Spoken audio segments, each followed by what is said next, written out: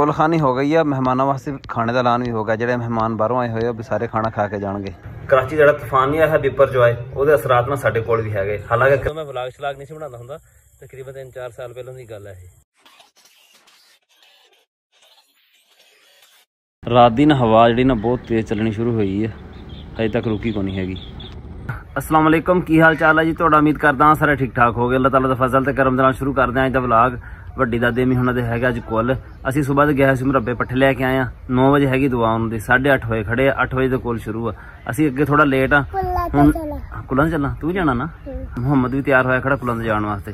चलदे असीं हुण नहांदे नुंदे कोई नहीं हैगे, कपड़े हैगे साफ सुथरे पाए होए। इदां चलदे हैं जाके कुल जिहड़े अटेंड करदे हैं।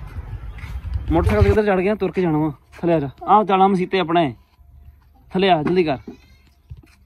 की पढ़ूंगा उत्थे तू? की पढ़ूंगा उत्थे?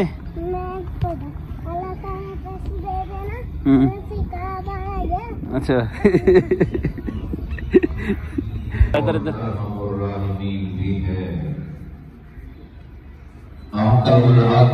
जो चाहे पैदा करे, जिसको चाहे बिगा दे, जिसको चाहे बका अता करे। अल्लाह की बता दी है, सारी बात आपने समझा दी है कि जेरे मेरी उम्मत के हालात बन रहे हैं, ये हालात बन रहे हैं।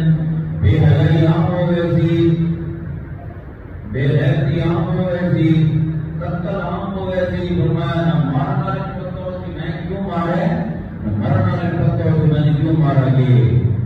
और फरमाया माले गनीमत समझा वैसी अमानत हूँ। अगर मैंने कोई अमानत रखी तो वो समझेगी ये ना कि अमानत है, मैंने इबादत करनी है, मैं इसके अंदर तब्दीली नहीं करनी, इसके अंदर मैं खियानत नहीं करनी, इसके अंदर मैं कमी पेशी नहीं डालनी। वो अपने इबादत में गनीमत और अमानत के लगे हूँ तो बस इसमें बचावना है, हूँ तो इसमें खाना है। और मैं माले गनीमत समझे से अमानत लूँ बस ज़कात का मालमा। और ये बयान सुनाया इसी और आकर इसी भाई ज़कात अदा करो माल दी।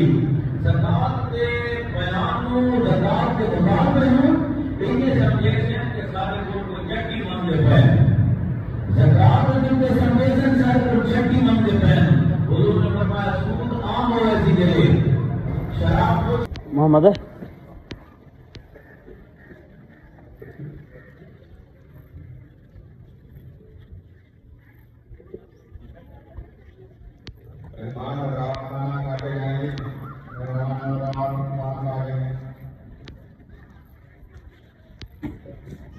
कुल खानी हो गई है, मेहमानों वास्ते खाने का ऐलान भी होगा। जो मेहमान बाहरों आए हुए भी सारे खाना खा के जाएंगे।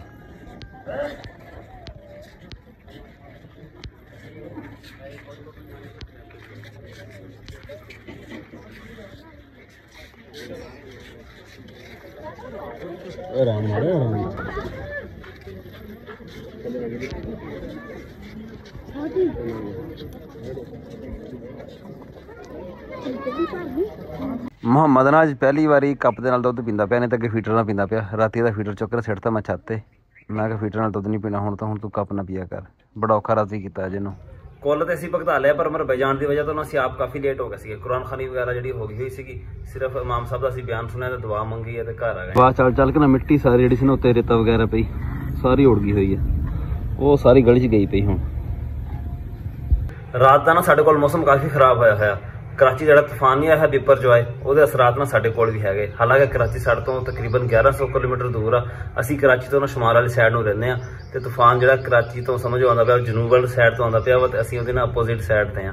फिर भी साडे कोल इन्ने ज्यादा असरात आ। राती काफ़ी बदल आया रहा तो सुबह की तेज़ हवावां चलन डईयां तो हुण हवा थोड़ी हल्की हुई है तो बदल जो ना बहुत ज्यादा शदीद आता पाया इस टाइम। बदल जो ना भी जनूब वाली साइड तो आता पाया वा, आ सारी साइड जी जनूब की ढकी गई है बदल ना। गरजन डया हल्का हल्का गरजदा पाया। हजे साडे कोल सही पहुंचा को नहीं हैगा। साडे उपर ना हजे जगह जी ना खाली पई है बदल तो। इबरे किते वड़ ले आए तुझे अपना भेजा है घाह कढ़िया तू पट्ठे वड्डे मैनूं लगदा।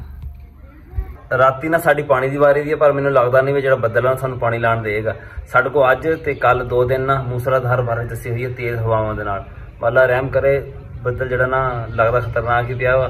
ਲੋਕਾਂ ਨੇ ਨਾ ਆਪਣਾ ਸੋਲਰ ਪਲੇਟਾਂ ਜਿਹੜੀਆਂ ਨਾ ਉਹ ਕਾਬੂ ਕਰਨੀ ਸ਼ੁਰੂ ਕਰਤੀਆਂ। ਅੱਗੇ ਮੈਂ ਆਉਂਦਾ ਪਿਆ ਸੀ ਇੱਕ ਛੱਤ ਦੇ ਉੱਤੇ ਲੱਗੇ ਹੋਏ ਸੀ ਇੱਟਾਂ ਰੱਖਣ ਵਾਸਤੇ ਨਾ ਸੋਲਰ ਪਲੇਟਾਂ ਵਾਲੇ ਸਟੈਂਡ ਦੇ ਉੱਤੇ, ਵੀ ਸੋਲਰ ਪਲੇਟਾਂ ਜਿਹੜੀਆਂ ਉੱਡਣ ਨਾ, ਕਿਉਂ ਜੋ ਪਿਛਲੀ ਜਿਹੜੀ ਹਨੇਰੀ ਆਈ ਆ ਨਾ ਉਹਦੇ ਨਾਲ ਨਾ ਸੋਲਰ ਪਲੇਟਾਂ ਜਿਹੜੀਆਂ ਉਹ ਵੀ ਕਾਫੀ ਉੜੀਆਂ ਵਿੱਚ ਲੋਕਾਂ ਦੀਆਂ।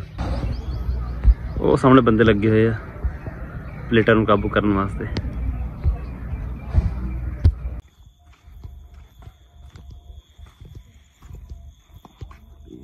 ਬਣਾ ਦਿੰਦੇ ਆ ਜੀ ਅਗਲੀ ਸ਼ੋਟ, ਜਿਹੜੀ ਅਗਲੀ ਸ਼ੋਟ ਲੱਭੀ ਨਹੀਂ ਸ਼ੈਰ ਸ਼ੂਟ ਹੋ ਗਏ। ਚੱਲ ਆ ਮੋਟਰਸਾਈਕਲ ਲਿਆ ਜਲਦੀ ਕਰ। ਓਏ ਕਈ ਲਿਆ ਕੇ ਰੱਖੇ ਸੀ ਇੱਥੇ ਕਿੱਥੇ ਵਸੇ ਬਈ ਮੈਂ ਕਿਤੇ ਕੋਈ ਲੁਕੋ ਗਿਆ ਚੁੱਕ ਕੇ ਲੱਭਦੇ ਰਹੀਏ ਹੁਣ ਤਾਂ। ਚੱਲ ਹੈਗਾ ਪੈਟਰੋਲ ਖਾਦ ਪਾ ਕੇ ਮੋੜਦਾ ਪਾਣੀ। ਉਹ 3-4 ਢੇਰੀਆਂ ਪਈਆਂ ਉਧਰ, ਲਾਈਟ ਲੈ ਕੇ ਆਣੀ ਲੈ ਜਾ ਭਾਵਾਂ ਜੇ ਤੇਰੇ ਕੋਲ ਹੈਗੀ ਠੀਕ ਆ। ਉਹ ਰੂੜੀ ਦੇ ਢੇਰੀਆਂ ਖਿਲਾ ਰਿਹਾ ਸਹੀ ਕਰਕੇ ਖਿਲਾ ਰਹੀਆਂ ਸਰ। ਦਿਨੇ ਤੂੰ ਆਉਂਦਾ ਨਹੀਂਗਾ, ਹੁਣ ਰਾਤੀ ਤੇਰੇ ਕੋਲ ਖਿਲਾ ਰਹੀਆਂ ਖਾਦ ਮਿਲਦੇ। ਅੱਛਾ ਵੈਸੇ ਨਾ ਪਾਣੀ ਲਾਉਣ ਵਾਸਤੇ ਸਾਨੂੰ ਨਾ ਕਹੀ ਦੀ ਕੋਈ ਏਡੀ ਖਾਸ ਲੋੜ ਨਹੀਂ ਹੁੰਦੀ ਹੈਗੀ। ਉਹ ਸਾਡੇ ਸਾਰੇ ਨੱਕੇ ਲੱਗੇ ਹੋਏ, ਦੂਜੇ ਮੋਗੀਆਂ ਲੱਗੀਆਂ ਹੋਈਆਂ, ਢੱਕਣ ਚੁੱਕ ਕੇ ਨਾ ਪਾਣੀ ਮੋੜ ਦੇਈਦਾ ਵਾ। ਪਰ ਫਿਰ ਵੀ ਗਰਮੀਆਂ ਨੂੰ ਨਾ ਕਈ ਜਾਂ ਕੋਈ ਵੀ ਚੀਜ਼ ਨਾਲ ਡੰਡਾ ਸੋਟਾ ਨਾਲ ਜਿਹੜਾ ਲਾਜ਼ਮੀ ਹੋਣਾ ਚਾਹੀਦਾ। ਉਹ ਸੱਪ ਵਗੈਰਾ ਜਿਹੜਾ ਖੇਤ ਚੋਂ ਨਿਕਲ ਆਉਂਦੇ ਅਚਾਨਕ ਹੀ। ਜਿੱਦਾਂ ਹੁਣ ਮੈਂ ਅਸੀਂ ਨੂੰ ਕਿਹਾ ਵੀ ਰੂੜੀ ਖਿਲਾਰਦੇ, ਇੱਦੀ ਸਾਡੀ ਕੋਈ ਮਹੀਨਾ ਹੋ ਗਿਆ ਰੂੜੀ ਨਾ ਢੇਰੀਆਂ ਲੱਗੀਆਂ ਪਈਆਂ ਸੀ ਮਰੱਬੇ ਵਿੱਚ। ਤੇ ਅਸੀਂ ਨਾ ਮੈਂ ਆਇਆ ਮਰੱਬੇ ਆਗ ਜਿੱਦਾਂ ਅਸੀਂ ਪਹਿਲਾਂ ਟੱਪਾ ਭਰ ਕੇ ਸੁੱਟਿਆ ਪਰ ਇਹਨੂੰ, ਤੇ ਨਾਲ ਜਿਹੜਾ ਨਾ ਸੱਪ ਚੰਗਾ ਮੋਟਾ ਹੋ ਗਿਆ ਨਾਲ। ਉਦੋਂ ਮੈਂ ਵਲਾਗ ਸ਼ਲਾਗ ਨਹੀਂ ਸੀ ਬਣਾਉਂਦਾ ਹੁੰਦਾ, ਤਕਰੀਬਨ 3-4 ਸਾਲ ਪਹਿਲਾਂ ਦੀ ਗੱਲ ਹੈ ਇਹ। ਤਾਂ ਹੀ ਮੈਂ ਅਸਦੀ ਨੂੰ ਕਿਹਾ, ਮੈਂ ਕਿਹਾ ਤੂੰ ਢੇਰੀਆਂ ਖਿਲਾਰਨ ਜਾਵੇਂ ਤੇ ਨਾਲ ਜਿਹੜੀ ਨਾ ਲਾਈਟ ਲਾਜ਼ਮੀ ਲੈ ਕੇ ਜਾਣੀ ਹੈਗੀ। ਉਹਦੇ ਕੋਲ ਲਾਈਟ ਹੈਗੀ। ਵੈਸੇ ਸਾਡਾ ਅੱਜ ਦਾ ਵਲਾਗ ਇੰਨਾ ਹੀ ਸੀਗਾ। ਅਸਮਾਨ ਦਾ ਨਾ ਬੱਦਲ ਹਜੇ ਹੋਇਆ ਹੋਇਆ, ਬਾਰਿਸ਼ ਕੋ ਨਹੀਂ ਹੋਈ ਹੈਗੀ। ਉਮੀਦ ਹੈ ਤੁਹਾਨੂੰ ਪਸੰਦ ਆਇਆ ਹੋਏਗਾ। ਕਮੈਂਟ ਕਰਕੇ ਜ਼ਰੂਰ ਦੱਸਿਓ। ਅੱਲਾ ਹਾਫਿਜ਼।